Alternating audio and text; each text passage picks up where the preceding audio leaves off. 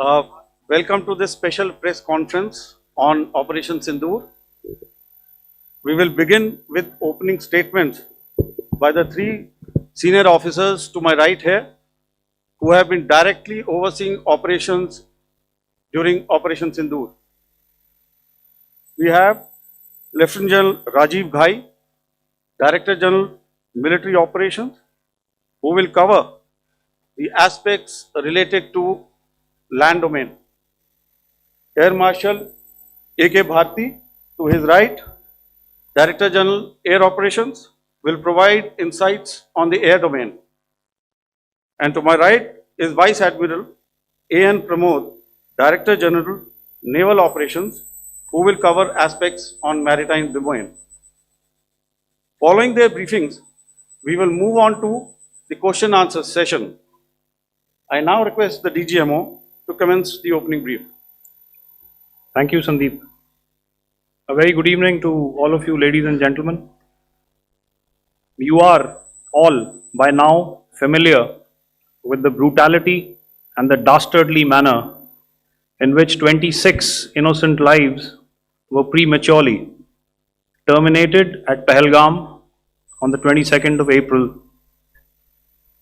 When you combine those horrific scenes and the pain of the families that the nation witnessed with numerous other recent terrorist strikes on our armed forces and defenseless civilians, we knew that the time had arrived to make yet another compelling statement of our resolve as a nation.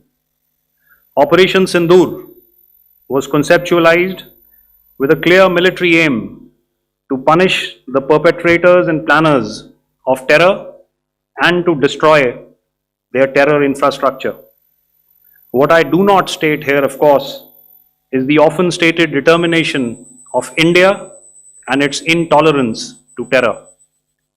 It set into motion a very diligent and microscopic scarring of the terror landscape across the borders and the identification of terror camps and training sites. The locations that emerged were numerous, but as we deliberated more, we realized that some of these terror hubs were now bereft of any presence and had preemptively been vacated, fearing retribution from us. There was also a term of reference and our own binding self-imposed restriction to target only terrorists and thus prevent collateral damage. There were 9 camps that you are now all familiar with, which were confirmed by our various intelligence agencies to be inhabited. Some of these were in POJK, while there were others that were located in the Punjab province in Pakistan. Nefarious places such as Muridke, the hub center of the Lashkar-e-Taiba, has over the years bred infamous characters such as Ajmal Kasab and the likes of David Headley. What followed was a careful scrutiny of each of these sinister locations, their layout, configuration, even the type of construction in each structure, and the terrain obtained around these. This was with an obvious intent to deduce and identify the exact vector that was required for their neutralization, as also the eyes in the sky that we would send up to ensure that we brought back evidence that we had indeed targeted what we set out to. The precise images of these engagements on that fateful and historical night have already been showcased during the first press statement on the 7th of May that was helmed by our Foreign Secretary. I have no doubt in my mind that we achieved total surprise, and those strikes across those 9 terror hubs left more than 100 terrorists killed, including high-value targets such as Yusuf Azhar, Abdul Malik Rauf, and Mudassir Ahmed that were involved in the hijack of IC-814 and the Pulwama blast.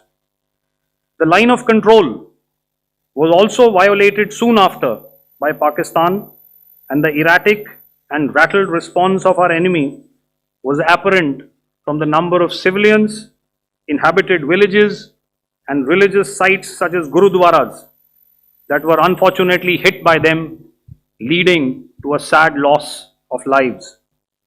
The Indian Air Force played a major part in these strikes by engaging some of these camps, and the Indian Navy provided wherewithal in terms of precision munitions.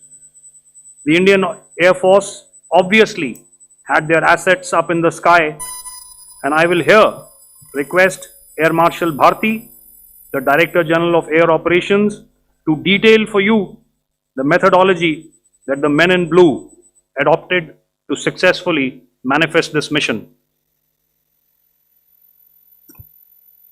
Thank you, Rajiv. A very good evening, ladies and gentlemen. It indeed is a difficult time that we have to come here like this and brief you. We could have done without this, but we had no choice. As the DGMO has detailed, the event was precipitated by the dastardly act at Pahalgam. The sequence of events have already been detailed.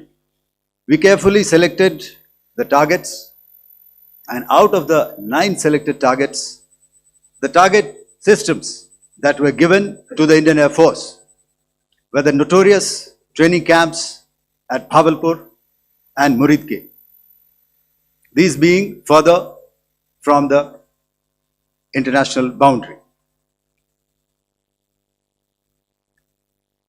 Through critical target system analysis, we analyzed what was to be done to annihilate these targets and plan to engage these targets with precision air-to-surface guided munitions so as to avoid collateral damage.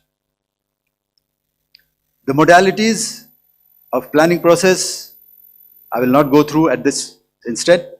However, what I would like to show you is the results that we achieved through our targeted airstrikes. Could I have the second slide, please?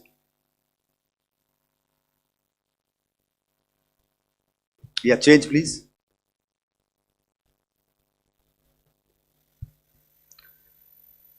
Okay. This is what the terror infra at Muridke looks like.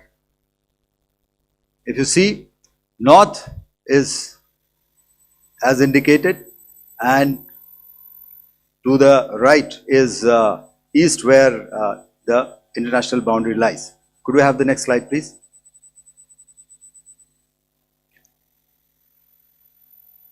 Orientating. Just go back one slide. Okay. Please have a look at this red building, the series of buildings out here, and this empty ground. Next. If you relate, the empty ground is here, and you see this is the first weapon that is impacting. This is the impact point number 1 on Muridke training camp with our precision guided weapon on early morning 7. Next, please. Keep your eyes glued for the second weapon coming in and the second impact on the selected target point. Next slide, please.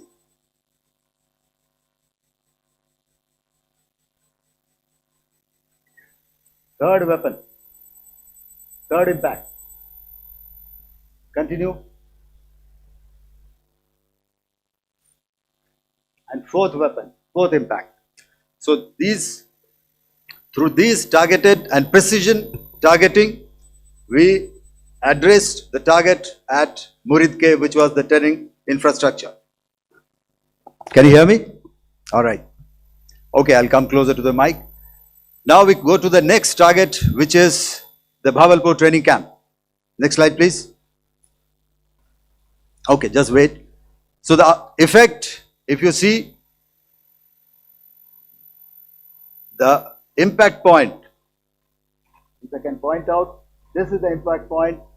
The ammunition has gone through the roof and it has created a blast inside, the photographs of which you would have, all of you would have seen. And the red building, after that there was this double-story building. It has been completely decimated by precision targeting. Next, please. The target system, which was in the north, a series of buildings. I will show you how it looked. Next. Completely destroyed by our precision targeting. Next. Now coming to Bhavalpur, this is the target complex that we are dealing with, a fairly large target complex. So we had to carefully choose the points that we needed to address, which were high value and which would meet our stated objectives of eliminating the terrorists. I would like to draw your attention to this red canopy, and in relation to that, I would cover the targets. One target system is a series of buildings here, other one here, and other one out here. Next slide, please. This is how it looked before, and this is how the building looked after the impact of the weapon, and orientation in relation to this red canopy you can see here. Next, please. Before, next, and after. The roofs have completely collapsed. Next. This is the target system. Next. Precision targeting, and we have achieved our objectives here. Next. All right. So that was what we did on the 7th. Our objective was to address these two terrorist camps, and that we did with precision. And thereafter, we maintained a robust air defense posture, because remember, our objective was to target the terrorists and terrorist infrastructure, not any other infrastructure, not the Pakistani military, not the Pakistani any other infrastructure. So that is what we have maintained on the 7th of May. However, what we saw in the evening of 7th of May, we were saturated with a raid of Pakistani unmanned aerial vehicles and small drones. And these came in waves in our civilian areas, over our military installations, and all of them were successfully intercepted. Few of them did manage to land. However, there was not much damage that they did. And we have our robust counter-US hard kill and soft kill systems which did the job. However, the difference here was that we had targeted the terrorists. The adversary now has targeted our civilians and the military infrastructure. So it had to be responded to. So in a quick and calibrated response, that very night, we struck their radar installations at Lahore and close to Gujranwala, the LYT installation, to indicate to him that we are ready, yet we do not want to escalate. Our fight was with the terrorists and not with the Pakistani military establishment. Thank you. Thank you, Air Marshal Bharti. So, ladies and gentlemen, he's outlined operations not only on the night of 6th and 7th of May, when Operation Sindoor commenced, but also on the subsequent night. Being well aware and familiar with the congenital and impulsive nature of our adversary. And even though we did attempt to reach out and communicate our compulsions to strike at the heart of terror to my counterpart in the immediate wake of Operation Sindoor, the request was brusquely turned down, with an intimation that a severe response was inevitable and in the offing. We were, of course, prepared. Operations on the 7th and the 8th, Air Marshal Bharti spoken about. On the night of 8th and 9th of May, they flew drones and aircrafts into our airspace all across the borders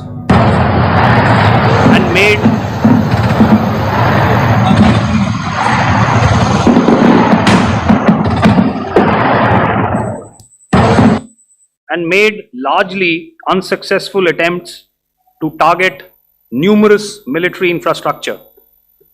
Violations on the line of control by Pakistan also commenced yet again and precipitated into fierce arty engagements.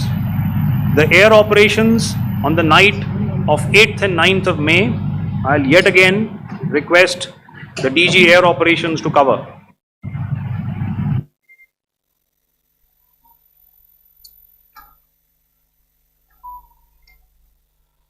So I just covered what happened on the night of 7th and 8th. What we found that on the night of 8th and 9th, starting as early as 22:30 hours, our cities had a mass raid of drones, unmanned aerial vehicles, UCAVs, starting right from Srinagar, going down right up to Nalia. It was a mass raid in waves and it was relentless. However, we were prepared and our air defense preparedness ensured that there is no damage on ground or to any of the intended targets that the enemy might have planned for. The difference between 7th night and 8th night was that on 7th night, he sent in his Ghai class of UAVs, however, these UAVs can go some distance, they are armed. However, on the 8th, less numbers of armed UCAVs were there or UAVs were there and more numbers of quadcopters, maybe for surveillance or just for harassment of civilians. This continued till midnight. Our air defense preparedness ensured that there was no damage on the ground either to the military installations or to the civilians. However, the enemy had yet again shown that he wanted to up the ante and he wanted a fight, and we were up to the task. In a measured and calibrated response, we once again targeted his military installations, which included his SAM sites at Malirkant.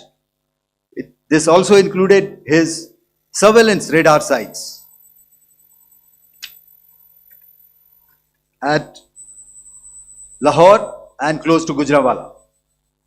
These were suitably addressed, and thereafter his drone attacks continued even till morning, which we countered, and during the daytime there was some respite. Here I would like to bring out another aspect. What we found was that while the drone attacks were being launched from somewhere close to Lahore, enemy had allowed his civilian aircraft to also continue to fly out of Lahore. Not only his own aircraft but international passenger aircraft, which is quite insensitive, and we had to exercise extreme caution even at the cost of some tactical disadvantage to ensure that there is no damage to any of the civilian aircraft. And this was also brought out in our press briefing during the day. So I will now hand over to my colleague to cover the events of 9th onwards.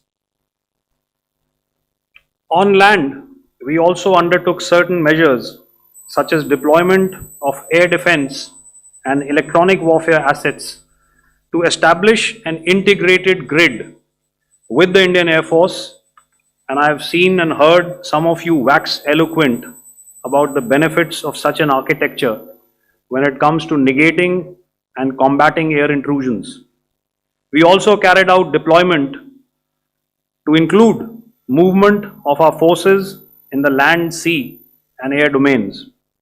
The night of the 9th and the 10th of May saw similar intrusions by drones and aircrafts, and this time there was a concerted effort to target airfields and some very, very important logistic installations, albeit yet again unsuccessful and denied gallantly and efficiently, I must say, by the integrated Indian Air Force and Indian Army Air Defense.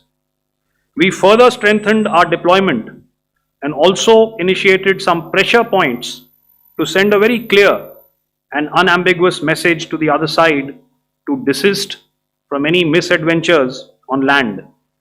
Some of the airfields and dumps saw repeated attacks in waves from the air. All were thwarted. The Pakistan Army has reported to have lost approximately 35 to 40 personnel in artillery and small arms firing on the line of control between the 7th and the 10th of May. What the other side had probably also not reckoned with was the speedy and precise turnaround and hit back by the Indian Air Force. And I will yet again ask Air Marshal Bharti to speak about these significant and game-changing strikes.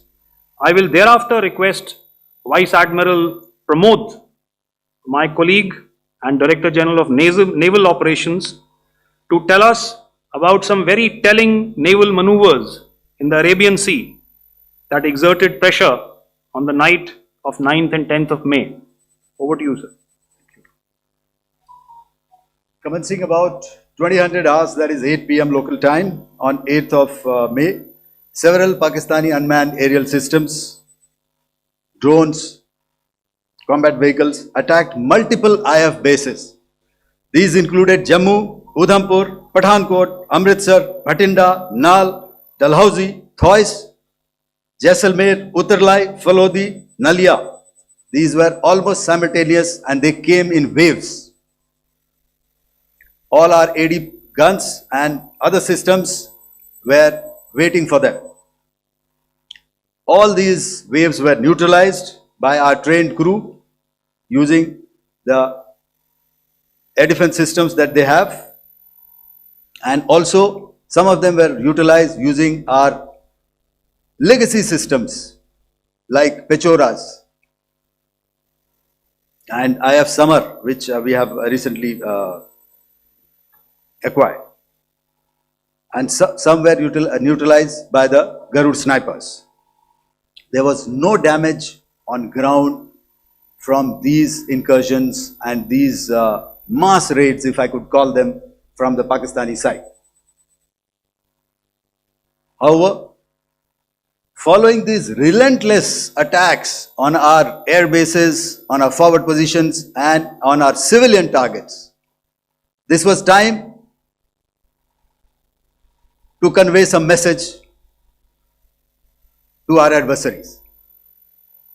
And therefore, a decision was taken to strike where it would hurt. And towards that, in a swift, coordinated, calibrated attack, we struck his air bases, command centers, military infrastructure, air defense systems across the entire Western Front. The bases we struck include Chaklala, Rafiki, and mind you, Chaklala is Islamabad, Rahim Yar Khan, Sakar, sending a clear message that aggression will not be tolerated. This was followed by strikes at Sargoda, Bholari, Jacobabad. We also struck the C2 centers at Murid, the UAE complex at Murid, Rafiki, radar at Chunia, which I will show you, Rahimyar Khan airfield, and the unmanned combat aerial vehicle hangar at Sakar. I would like to reiterate here that we have the capability to target every system at these bases and more.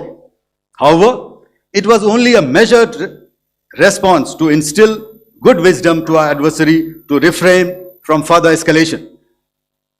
IF response was directed only at military installations, avoiding civilian and collateral damage. I would now like to show you some of the effects that have been achieved as a result of our air operation.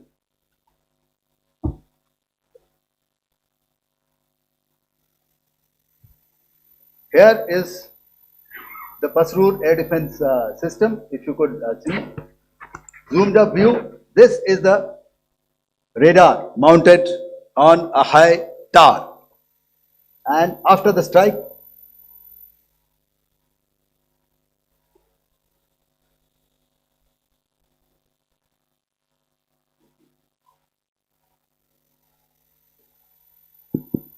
thank you. Can you hear me? Yeah, thank you. And after the strike, this is what has happened. This radar has been taken out, completely burnt. Next slide, please. The Chunia air defense radar, which was taken out on 7th and 8th. This is the radar site. A blown up photograph, once again, on a tower. Not very clear, but what you see very clearly is the after effect after we have stuck. The radar head has been completely decapitated. Next slide, please. Arifwala air defense radar.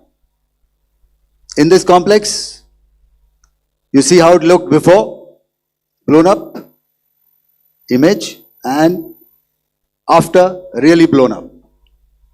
Next. Now coming to Sargodha airfield. Remember, this is one of their important airfields wherein they have a lot of assets, F-16s, other assets which they keep getting, training institutes. And we have stuck this airfield. It is not, if you zoom in here, then one impact point here on the runway and second impact point of our weapon, precision weapon on the runway. And if you see this blown up, repairing going on. Same here. Next. Rahimyar Khan. This is the area we have stuck. A deep strike out here and one complex here.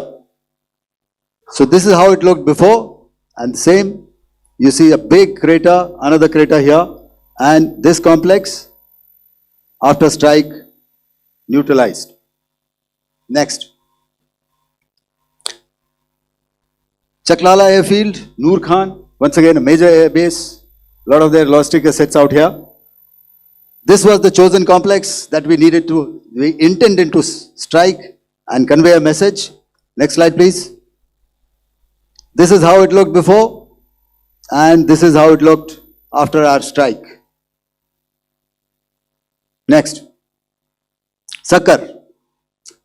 We chose the radar site at Sakar. This is the radar site, and after it was struck, this is the aftermath, completely burnt out. Next, please. Aircraft shelter. This is how it looked before the strike, and this is how it looked after the strike. The roof of the buildings completely caved in and burnt. Next. Ballari airfield, aircraft hangar. This is how it looked before, and this is how it looked after the precision strike. Next. Jacobabad, aircraft hangar, and this is how it looked after. Next.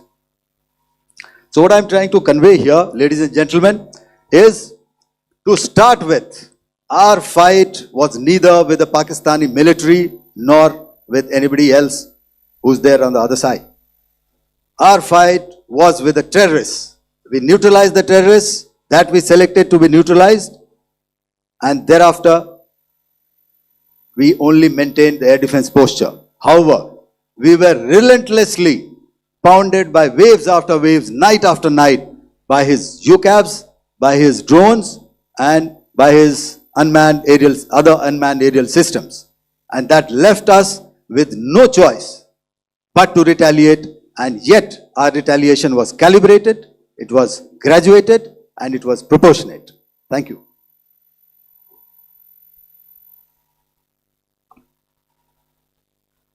Good evening, ladies and gentlemen.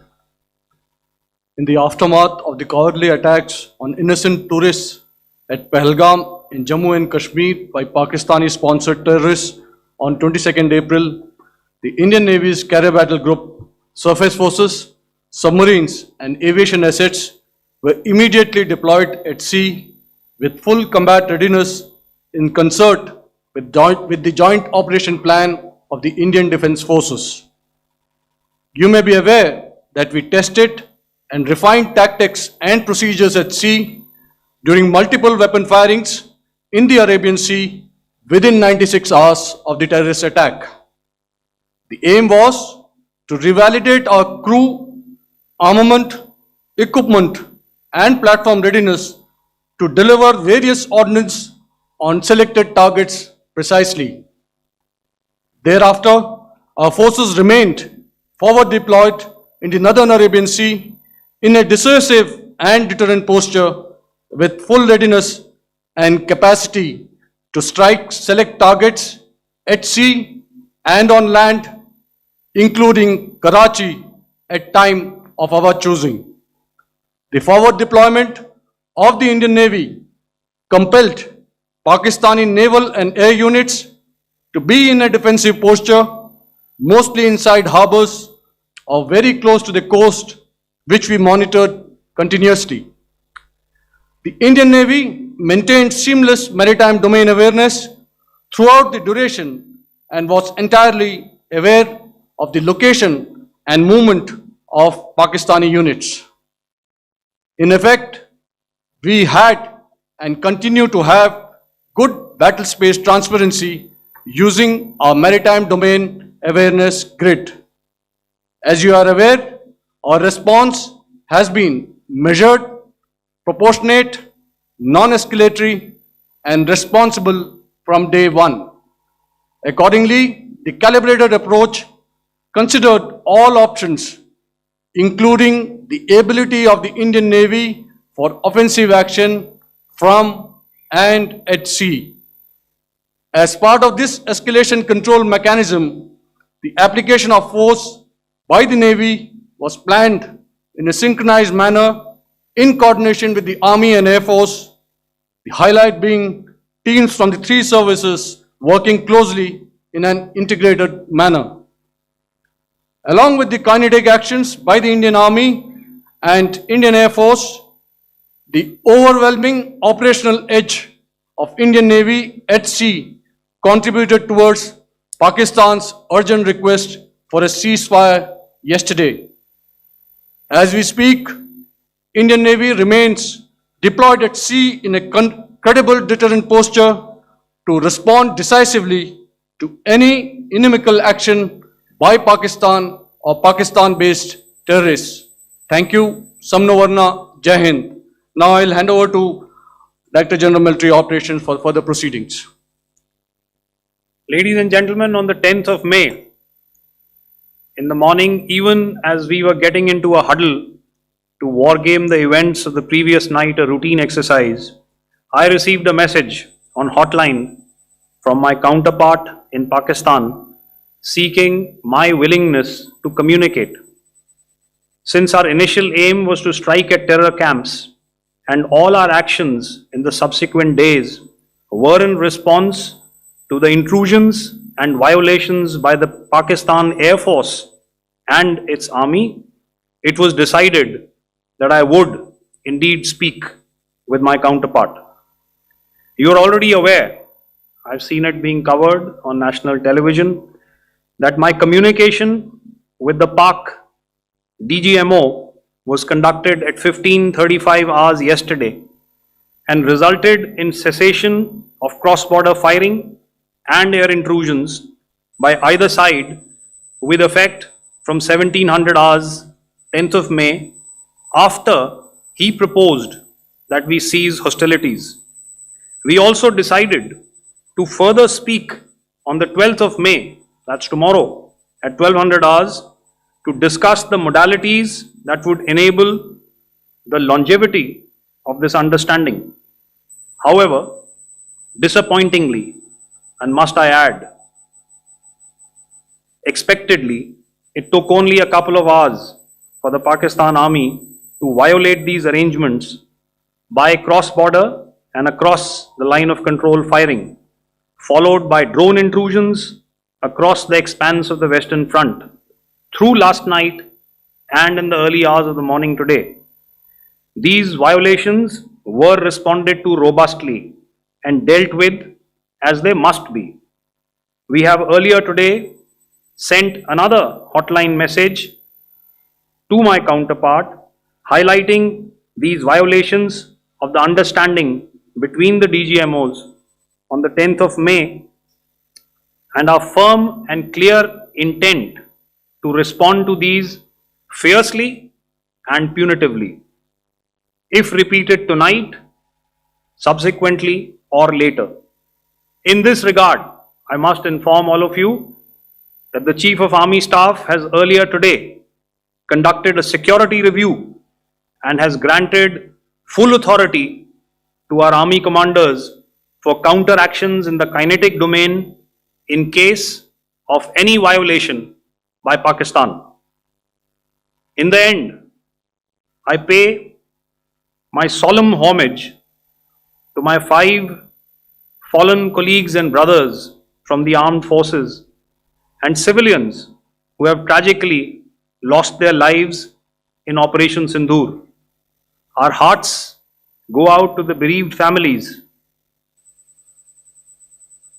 and we express our solidarity to them in this lifetime and beyond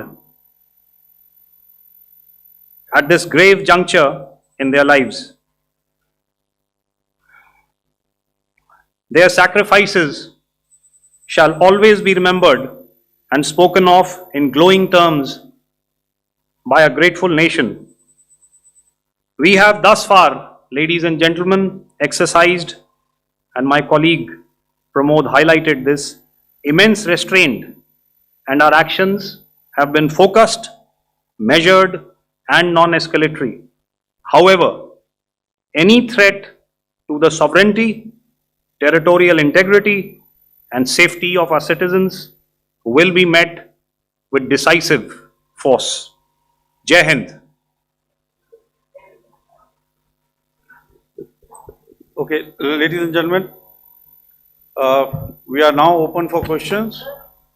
All right, now since I would not know all of you, I would expect you to please raise the placard or your hand, and once I indicate, I expect you to please give out your name and the media group that you belong to. Keep your questions short so that we can take as many questions as possible. Also, ladies and gentlemen, kindly bear in mind that confidential aspects may not be answered by the 3 DGMOs. Right. I've got a lot of hands there. Let me start from the left. Left foot always in front when we start marching.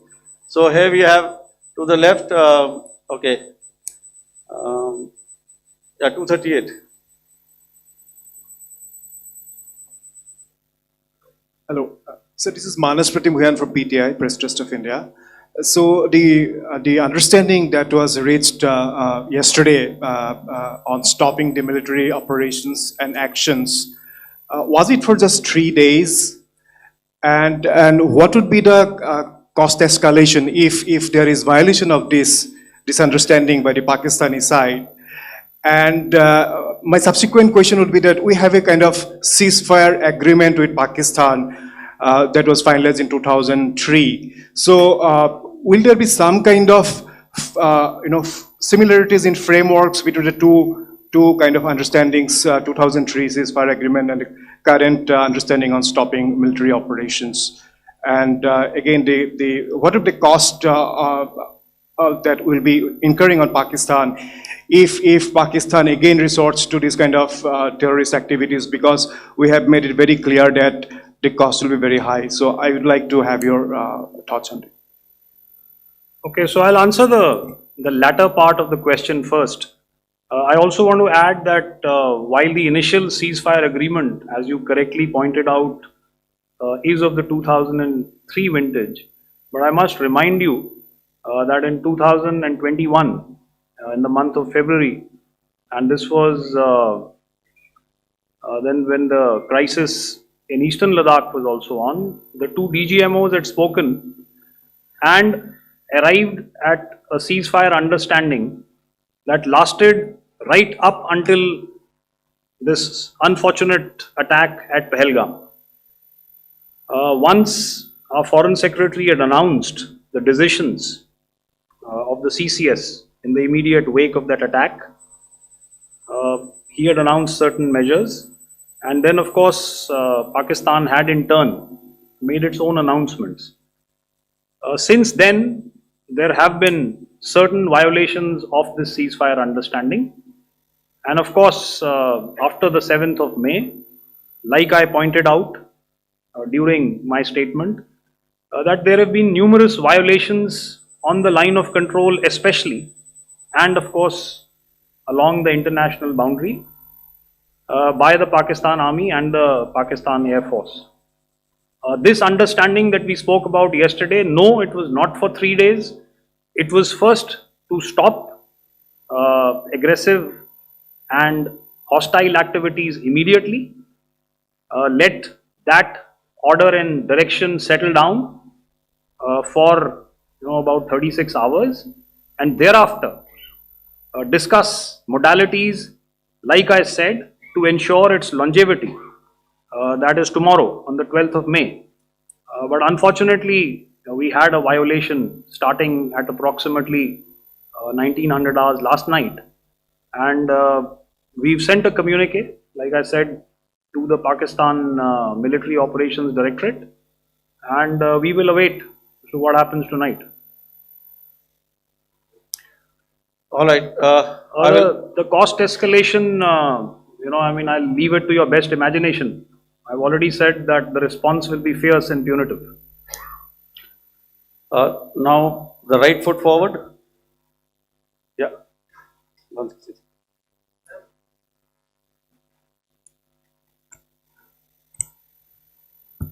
Sir, I am Ajit Dubey from ANI, sir. Sir, my question is that you talked about the loss of lives to the Pakistan army, that was around 35 to 40 kills secured by the Indian army. Sir, can you tell us what would be the total loss of life to the Pakistan army in both army and air force attacks, sir? And how good was the performance of the BrahMos, Scalp and the S-400 during the operations? And sir, since we have just one line. No multiple questions, please. Sir, all right. and since sir, we have achieved such a spectacular, we have made good achievements in this entire operation. Can we say that we have emerged victorious, or we have a big upper hand over the Pakistanis in this entire conflict? Thank you very much, sir. So I'll answer the question about the loss of lives on the other side. Of course, there are various means to ascertain that number. There is information from various agencies that come in. There are, of course, on the line of control, other ways to find out as to what has been the effect of what you are doing there in ceasefire violations. So therefore, I mentioned 35 to 40 on the line of control, and please remember that once Operation Sindoor was launched, the responses of the Pakistan Army were also on Indian Army or the Indian Armed Forces infrastructure. Let me put it that way. So that's why I did not cover casualties of the Pakistan army, at least in the initial phases of battle, because those were not our targets. Our targets were terror oriented, and of course later, once they launched air intrusions and air operations on our infrastructure, we've used heavier weapons, and of course there would have been casualties, but those are still being assessed. The effects of the weapons that you mentioned, I will request Air Marshal Bharti to apprise all of you about those. Good evening, Mr. Ajit. How are you? Ajit, okay, you're meeting after some time. I never mentioned about any of the weapons that we used. Check. Okay. What I was saying, that I never mentioned of any of the weapons, the caliber that we used. All right. So we'll leave it at that. Those are matters of operational details which I would not like to go into. But suffice to say that whatever methods and whatever means we have chosen, it had the desired effects on the enemy targets.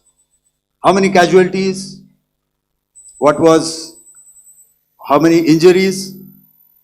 Well, to start with, our aim was not to inflict casualties, but in case there have been, it is for them to count. Our job is to hit the target, not to count the body bags. And the last part of your question, I wonder if you read out the tweet on ADGPI at midnight once we'd done what we had to in Operation Sindoor. And that's credit to my friend here on the left. Justice has been served, Ajit. That is all that I will say. Ajit, I'll request you to, refrain putting words into his mouth. All right. Yeah, I'll come back to the left. 147. Sorry, 47. No, one more. 47. Did I see it here or? Yeah. Good evening, I saw it there. gentlemen. Sorry, 147. I saw it there. Sorry. Yeah. Since I've already said 147. Start, please. Hi, sir. Good evening. This is Shivam Patel from Reuters News Agency. Thank you for giving me the opportunity. My question, sir, is how many military targets did Indian Armed Forces strike in Pakistan in response to the attacks from Pakistan? How were these targets selected? And how many troop casualties have been there in total on both sides, if you give details? Thank you. I'm sorry, where are you? I haven't spotted his. His to the Yeah, right. okay. Can you just repeat that for me, please? Sure, sir. So my name is Shivam Patel. I'm from Reuters News Agency. My question is, how many military targets in total did the Indian Armed Forces strike in Pakistan in response to the attack from Pakistan? How were these targets selected? And how many troop casualties have been there on both sides, if you can? So you're speaking of the targets that I mentioned in the wake of the attack at Pahalgam, right? Yeah, I think it's amply clear to everybody here that the Pakistan army has not crossed the international boundary, neither in the plain sector nor on the line of control. So the intrusions have been in the air. There have been certain attempts on the line of control when ceasefire violations have been on to try and infiltrate and carry out and perpetrate activities that we are all very well familiar with. Whether these are by terrorists or by the Pakistan army or its special forces and commandos is difficult to say, but each of these have been effectively thwarted. So therefore, as far as engagements of military targets on the other side is concerned, I thought Air Marshal Bharti covered those very well and in detail, and he also mentioned as to how they went about targeting those. I think those images were very clear and very, very graphic in telling us as to what we needed to hit. And you'll remember right at the outset I said that we even went into what was the construction in each of these locations. and therefore decided on the vector that had to be utilized. Please. Okay, if I could add to what the DGMO has said, I have already detailed the targets. Now, whether it is X numbers or Y numbers is that is immaterial. And what damage have we inflicted? You have seen. What are the casualties on the other side? As I said, that is for them to count. As far as we are concerned, from the air defense side, if they had a choice, they would have definitely come in. They are fighters, there are more numbers of UCAVs. It is not that they did not intend to come in. It is only that our robust AD posture prevented them from coming in. So that must be known, and that must be realized by all the audience here. Yeah, I'll come to the left now, 24.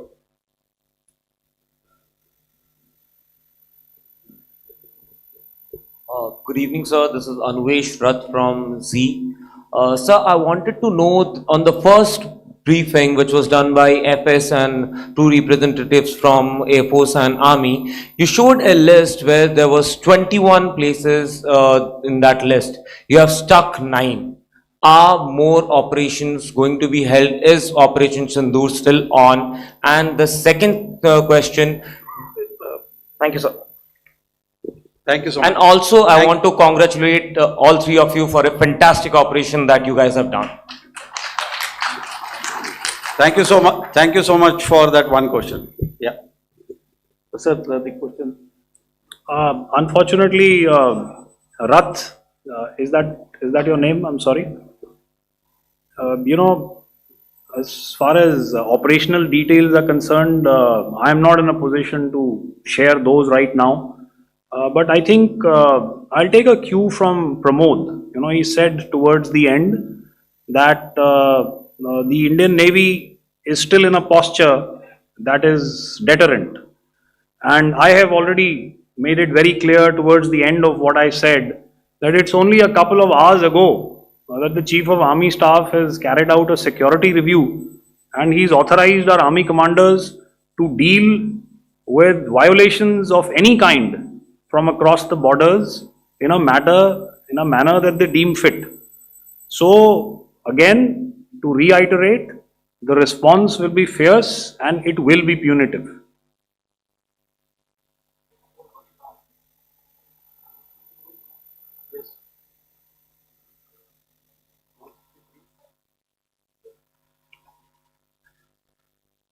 I'll go back this side now. Yeah, 255. She said middle wale kya karenge? So 255. Oh, sorry. Good evening, sir. Yeah, 255. I'm Shailesh from National Defense. Please allow me, first of all, to pay my gratitude for protecting us Indians. Thank you very much. Sir, since the enemy has been talking about taking down our aerial platforms, it would be deemed fit in case we can reveal that we have taken down their fighter jets. What could be the number?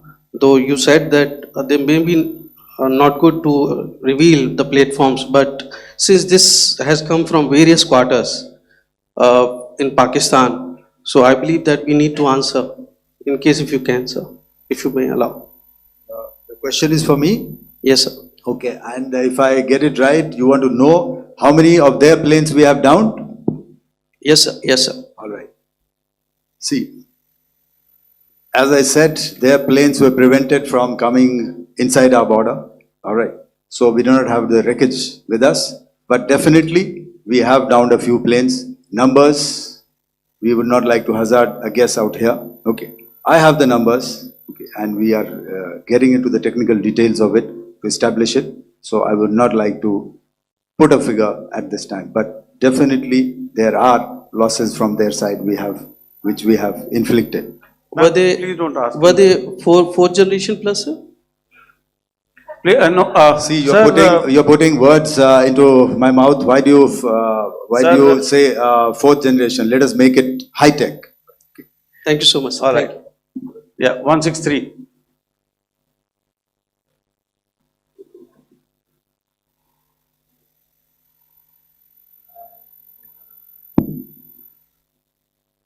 Sir मैं मंजीत नेगी हूँ आज तक से। मेरा सवाल ये है कि इस पूरे ऑपरेशन में जो आतंकी ठिकानों को निशाना बनाया गया, क्या नंबर्स कुछ बता सकते हैं कितने आतंकी मारे गए? कुछ नाम सरकार मतलब कुछ नाम मीडिया में आए भी हैं जो बड़े उसके मास्टरमाइंड थे। और एक सवाल जो आज एयरफोर्स ने भी एक ट्वीट किया कि ऑपरेशन सिंदूर अभी जारी है और सरकार की तरफ से भी कहा गया।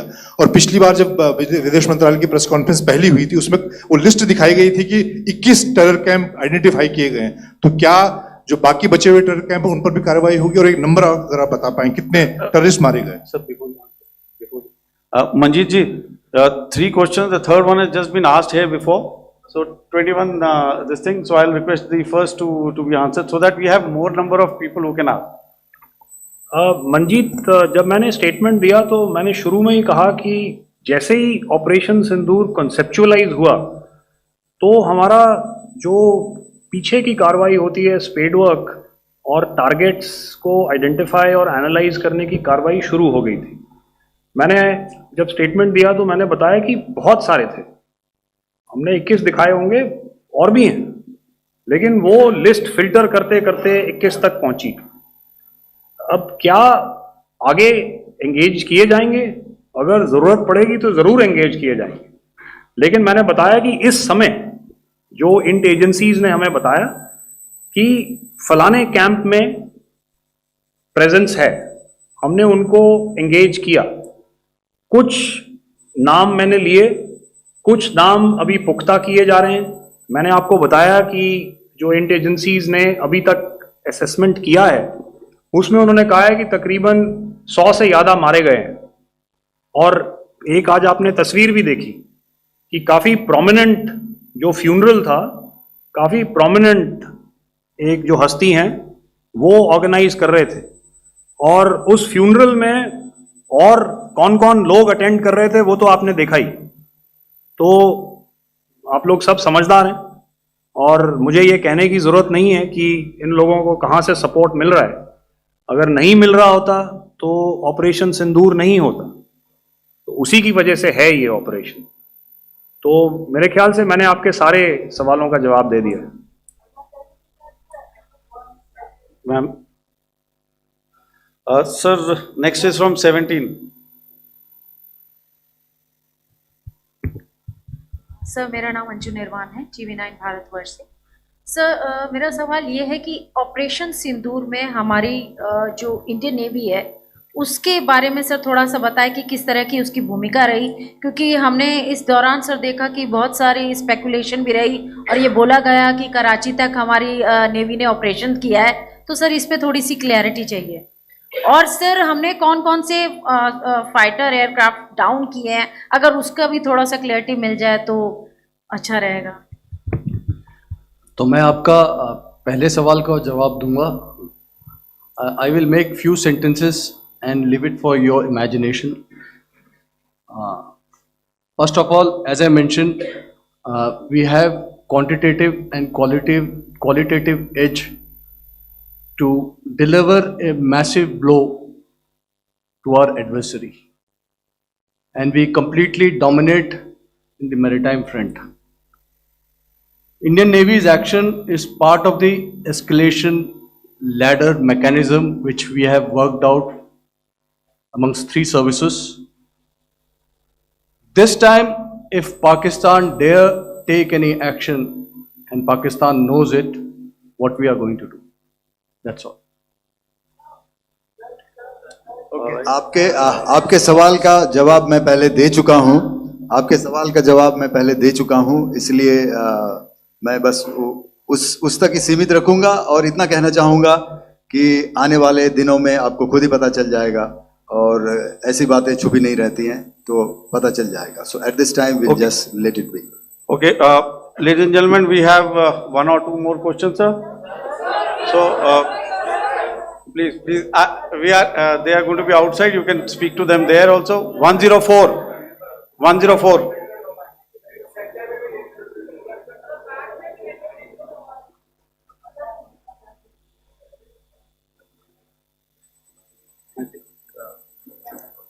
Yeah, ask. Sir, Dinaka with the Hindu newspaper. Are you surprised that you got this question? No, sir. Mr. Look. Sir, can you give a number of assets we lost, because there's been a lot of speculation going on, international media writing a lot of things about our platforms, including Rafales. I mean, Pakistan claiming that Rafale has been downed, etc. Can you put that question to rest and clarify on that? I guess that question is for me. All right, I'm happy that you've asked this question. You know, we are in a combat scenario, and losses are a part of combat. The question that you must ask us, okay, and indeed that we must ask ourselves, you inclusive, is have we achieved our objectives? Have we achieved our objective of decimating that terrorist camp? And the answer is a thumping yes. And the results are for the whole world to see. As for the details, what could have been, how many numbers, which platform did we lose? You know, at this time, I would not like to comment on that, because we are still in a combat situation. And if I comment on anything, it will only be advantage adversary. So we don't want to give him any advantage at this stage. All I can say is that we have achieved our objectives that we selected, and all our pilots are back home. Thank you. Okay, hold, please don't, please be civil here. So we'll have 220 now. Hello sir, this is Anita Chaudhary sir from Swadesh newspaper. मेरा सवाल है, क्योंकि ये हमारे जो पहले जो action रहा वो आतंकवाद के खिलाफ रहा, तो आतंकवाद में अजहर मसूद की तरफ से एक बयान जारी किया गया था जिसमें उन्होंने कहा कि हम इसका बदला लेंगे और जाल जाल रुलाएंगे। तो क्या अगला, अगर खुदा न खास्ता अगला टेरर अटैक किसी भी तरह का होता है, तो क्या उसे एक्ट ऑफ वॉर में हमारी तरफ से लिया जाएगा और उसका क्या माकूल जवाब दिया जा सकता है? मेरा इसमें सिर्फ एक ही जवाब है आपके लिए कि हमने अपनी कार्रवाई करी। हमने उसके बाद मैंने अपने स्टेटमेंट में भी बताया कि ये कम्युनिकेट करने की कोशिश करी कि हमने इस तरीके से ये जो स्ट्राइक्स हैं वो क्यों की। लेकिन जो हमारा एडवर्सरी है उसने जैसे मुनासिब समझा वो कार्रवाई करी। तो आपने देखा कि ये जो एक्टिविटीज़ चल रही हैं 3-4 दिन से, ये कोई वॉर से कम नहीं है। नॉर्मल सर्कमस्टांसेस में एक दूसरे देश की एयरफोर्सेस हवा में नहीं उड़ती हैं और एक दूसरे के ऊपर स्ट्राइक्स नहीं करती हैं। हर रात इंट्रूजन्स नहीं होते हैं। लाइन ऑफ कंट्रोल पर सीज फायर वायोलेशंस, आपके एक साथी ने सवाल पूछा था शुरू में, एक सीज फायर अंडरस्टैंडिंग था, वो भी जा चुका है। उस सीज फायर अंडरस्टैंडिंग के जाते जो फायरिंग हो रही है लाइन ऑफ कंट्रोल में, उसमें घुसपैठ की कोशिश हो रही है। आमतौर पर ये घुसपैठ लाइन ऑफ कंट्रोल में टेररिस्ट करते हैं, लेकिन हमें इंफॉर्मेशन है कि हो सकता है ये पाकिस्तान आर्मी की टोलियां भी हों जो हमारे पोस्ट के ऊपर खामी पहुंचाने की कोशिश कर रही हैं। तो ये सारी एक्टिविटीज तो वॉर में शामिल हैं। तो ये कहना मुश्किल है कि आगे क्या होगा, वो स्पेक्यूलेटिव जोन में आ जाता है और मैं स्पेक्यूलेट नहीं करना चाहता। हर एक सिचुएशन अलग होती है और उससे एक तरीके से डील किया जाता है। सर मैं एक सवाल इसका मैं जवाब देना चाहता हूँ, एक मिनट। सो जो मिलिट्री होता है, our main job is to prevent war and maintain peace and stability. So it is not that our response is a graded response. That means अगर किसी ने किया तो उसको graded उसमें किया, जैसे terrorist action हुआ तो what we did is a terrorist action and then we destroyed all the terrorist camps. उसके बाद आपने देखा कि उनने थोड़ा सा कोशिश किया तो हमारे एयरफोर्स और आर्मी ने क्या किया, तो मिलिट्री टारगेट्स हैं उनके ऊपर थोड़ा। So our aim is to maintain peace and tell our adversary that you do this and the response will be bloody. Okay, now as per the, please, we'll have 166 and 25 and after that no more please. Sir, Sir, this side. Ladies and Excuse me, gentlemen, please Sir. maintain, Sir, I this request side, you to sir. please be quiet. General Ghai, No. this side, sir. We have only two Sir, questions left, 166. Yeah, please start. So I'm Rahul. Rahul Singh from Hindustan Times, sir. So you were totally on top of the game in the kind of losses you've inflicted on the enemy. I mean, we saw the slides and everything. So it kind of comes across that you were batting it 99 and you decided to declare your innings.